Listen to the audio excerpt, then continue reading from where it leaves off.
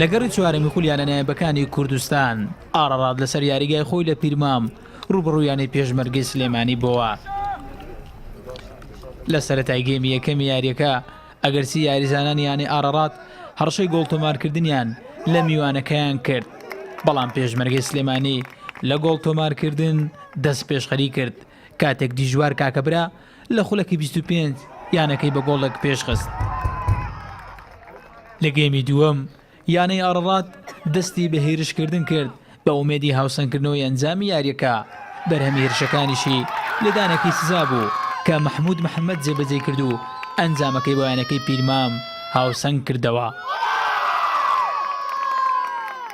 زۆری نەخایاند ئەحمەد شەرشاب گۆڵی دومی بۆ پێشمەرگەی سلێمانی تۆمار کرد و جارێکی تریانەکەی پێشخست. خولەکی 68 محەممەد ئیبراهیم بە تۆمارکردنی گۆڵی سێیەم پێشمەرگەی سلێمانی لە سەرکەوتن دڵنیا کردەوە. ئاڕەڕاد ئەگەرچی چەند جارێک هەوڵی کەمکردنەوەی ئەنجامەکەی دەدا، بەڵام هەوڵەکانی بێسوود بوون و دوزار یاریەکەش بە 3 گۆڵ بەرامبەر بە گۆڵێک لە بەرژەوەندی پێشمەرگەی سلێمانی کۆتایی پێهات. ئاڕەڕاتیش تووشی یەکەم شکست بوو.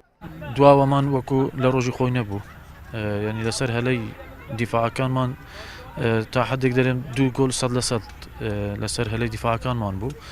لە هێلی پێشەوەش شەوتی یەکەم موافق نەبووین لە گۆڵ تۆمارکردن. شەوتی دووەم گۆڕانکاریمان کرد، هەتا حدێک جلەوی یاریمان گرتە دەست، بەڵام دیسان لە گۆڵکردن موافق نەبوون. تۆند و تۆڵی و یەکدەستی یاریزانەکان وای کرد بەسەر تیپێکی زۆر بەهێزە زاڵ بین.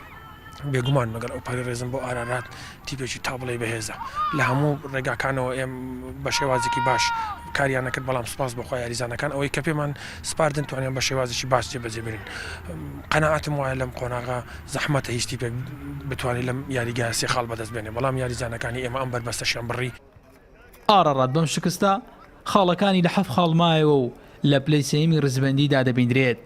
هەرچی یانەی پێشمەرگەی سلێمانیشە بە 10 خاڵ هاتە پلەی دووەم. دەرباز ئەحمەد، کوردستان 24، پیرمام.